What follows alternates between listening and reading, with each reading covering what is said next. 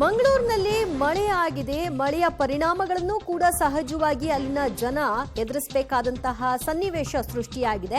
ಮಂಗಳೂರಿನ ಬಂಗ್ರಾ ಕೂಳೂರಿನಲ್ಲಿ ರಸ್ತೆ ಕುಸಿಯಲ್ಪಟ್ಟಿದೆ. ಹೆದ್ದಾರಿಯಿಂದ AJ engineering college ಸಂಪರ್ಕಿಸುವಂತಹ ರಸ್ತೆ ಕುಸಿದಿರುವಂತದ್ದು.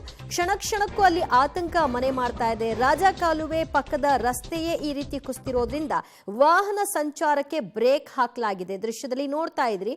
ಸೊ ಇನ್ನೊಂದೆರಡು ವಾಹನಗಳು ಹೋದ್ರೆ ಅಲ್ಲಿ ಕಂಪ್ಲೀಟ್ ರಸ್ತೆನೇ ಇಲ್ಲವೇನೋ ಅನ್ನೋ ರೀತಿಯಾದಂತಹ ಚಿತ್ರಣ ನಿರ್ಮಾಣ ಆಗಬಹುದಾದಂತಹ ಪರಿಸ್ಥಿತಿ ಅಲ್ಲಿ ಕಾಣಿಸ್ತಾ ಇದೆ. ಹಾಗಾಗಿ ವಾಹನ ಸಂಚಾರಕ್ಕೆ ಬ್ರೇಕ್ ಹಾಕಿದ್ದಾರೆ. ರಸ್ತೆ ಪಕ್ಕದಲ್ಲಿ ಇರ್ತಕ್ಕಂತಹ ಮನೆಗಳು ಕೂಡ ಅಪಾಯದ ಅಂಚಿನಲ್ಲಿವೆ. ಅಲ್ಲಿ ಏನಾದರೂ ಸಮಸ್ಯೆಗಳಾಗಬಹುದೇನೋ ಅಂತ ಅಲ್ಲಿರುವಂತಹ ನಿವಾಸಿಗಳು ಕೂಡ ಈಗ ನಾವು ಎಲ್ಲಿ ಹೋಗೋಣ ಅನ್ನುವಂತಹ ಪ್ರಶ್ನೆಯನ್ನ ಎತ್ತುತ್ತಾ ಇದ್ದಾರೆ. ಅಲ್ಲಿ ಅಡ್ಡಲಾಗಿ ಒಂದಷ್ಟು ಮೂಟೆಗಳನ್ನ ಹಾಕಿರೋದನ್ನು ಕೂಡ ಗಮನಿಸ್ತಾ ಇದ್ರಿ. ವಾಹನಗಳು ಓಡಾಟ ಆಗಬಾರ್ದು, ಮತ್ತೆ ಅಪಾಯಕ್ಕೆ ಸಿಕ್ಕಾಕೊಳ್ಬಾರ್ದು ಅಂತ.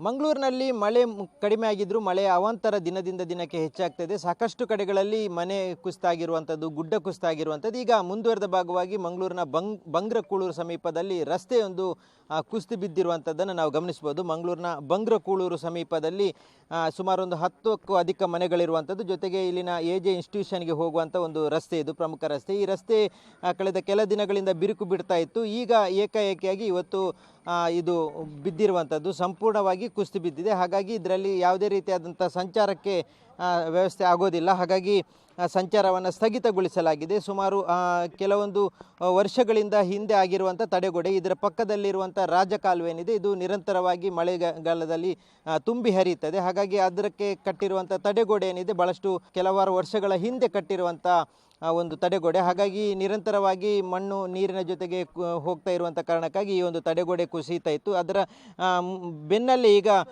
ಇಲ್ಲಿರುವಂಥ ಒಂದು ರಸ್ತೆ ಏನಿದೆ ಸಂಪೂರ್ಣವಾಗಿ ಕುಸಿದು ಬಿದ್ದಿದೆ. ಹಾಗಾಗಿ ಇಲ್ಲಿನ ಸಾಕಷ್ಟು ಮನೆಗಳಿಗೂ ತೊಂದರೆ ಆಗುವಂಥ ಭೀತಿ ಎದುರಾಗಿದೆ. ನಮ್ಮ ಜೊತೆ ಇಲ್ಲಿನ ಸ್ಥಳೀಯ ಕಾರ್ಪೊರೇಟರ್ ಕಿರಣ್ ಅವರಿದ್ದಾರೆ. ಕಿರಣ್, ಇದೊಂದು ರಸ್ತೆಯಿಂದ ಎಷ್ಟು ಮನೆಗಳಿತ್ತು, ಯಾವ ಕಾರಣಕ್ಕಾಗಿ ಈ ರೀತಿ ಆಯಿತು? ಇದು ಬಂಗ್ರಕೂಳೂರಿನಲ್ಲಿರುವಂಥ 4th ಮೈಲ್ ರಸ್ತೆ.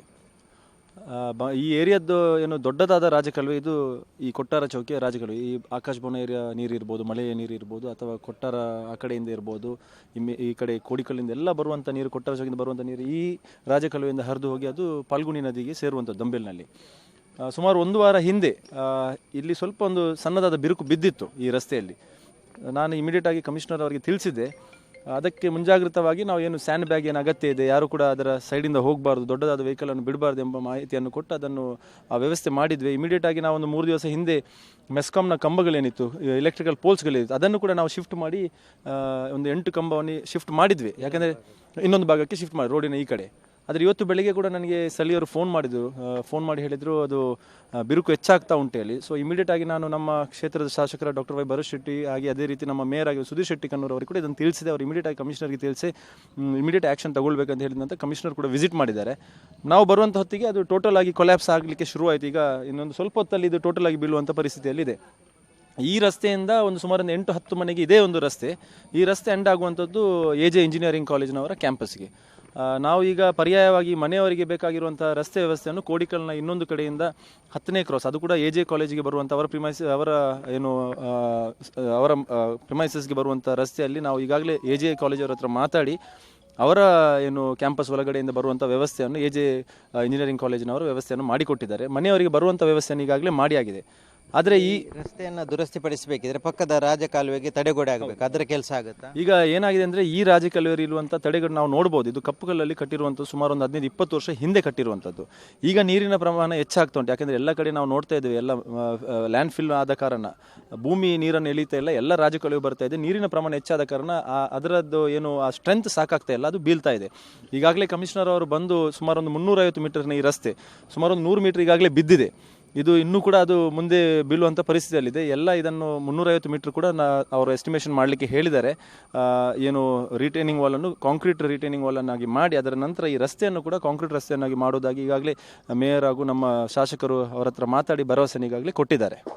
ಈಗ ಸದ್ಯದ ಮಟ್ಟಿಗೆ ಈ ರಸ್ತೆಯನ್ನು ನೋಡೋದಿದ್ರೆ ಇದರ ಪಕ್ಕದಲ್ಲಿರುವಂಥ ರಾಜಕಾಲುವೆ ಏನಿದೆ ಅದರಲ್ಲಿ ನಿರಂತರವಾಗಿ ನೀರು ಹರಿಯುತ್ತದೆ. ಭಾಳಷ್ಟು ವೇಗವಾಗಿ ಮಳೆ ಬಂದಂಥ ಸಂದರ್ಭದಲ್ಲಿ ಇದು ನದಿಗೆ ಸೇರ್ಲಿಕ್ಕೆ ಹೋಗುವಂಥ ಒಂದು ರಾಜಕಾಲುವೆ. ಹಾಗಾಗಿ ಅದರ ಅಡಿಭಾಗದಲ್ಲಿರುವಂಥ ಏನು ತಡೆಗೋಡೆ ಇತ್ತು ಅದು ಭಾಳಷ್ಟು ಸುಮಾರು 20 ವರ್ಷಗಳ ಹಿಂದಿನ ಒಂದು ತಡೆಗೋಡೆ. ಹಾಗಾಗಿ ಅದು ಕುಸಿಯುವಂಥ ಭೀತಿ ಇತ್ತು, ಅದು ಈಗ ಕುಸಿದಿದೆ. ಅದರ ಪಕ್ಕದಲ್ಲಿರುವಂಥ ರಸ್ತೆ ಈಗ ಸಂಪೂರ್ಣವಾಗಿ ಕುಸಿದು ಬಿದ್ದಿದೆ. ಹಾಗಾಗಿ ಮಳೆ ನಿಂತ ಬಳಿಕ ಇದಕ್ಕೆ ಬೇಕಾದಂಥ ಪರ್ಯಾಯ ವ್ಯವಸ್ಥೆಯನ್ನು ಮಾಡ್ತೇವೆ ಅನ್ನುವಂಥದ್ದನ್ನು ಸ್ಥಳೀಯ ಶಾಸಕರು ಜೊತೆಗೆ ಮಹಾನಗರ ಪಾಲಿಕೆ ಹೇಳಿರುವಂಥದ್ದು. ಹಾಗಾಗಿ ಮುಂದೆ ಮಳೆ ಕಡಿಮೆ ಆದ ಬಳಿಕ ಇದಕ್ಕೆ ಕಾಂಕ್ರೀಟ್ ರಸ್ತೆಯಾಗಿ ಮತ್ತೆ ಅದರ ತಡೆಗೋಡೆಯನ್ನು ನಿರ್ಮಾಣ ಮಾಡುವ ಕೆಲಸವನ್ನು ಮಾಡಲಿಕ್ಕೆ ಪಾಲಿಕೆ ಮುಂದಾಗಿರುವಂಥದ್ದು. ಕ್ಯಾಮ್ರಾಮನ್ ನಿಶಾಂತ್ ಜೊತೆ ಸುಖಪಾಲ್ ಪೊಳಲಿ, ಪಬ್ಲಿಕ್ ಟಿವಿ, ಮಂಗಳೂರು.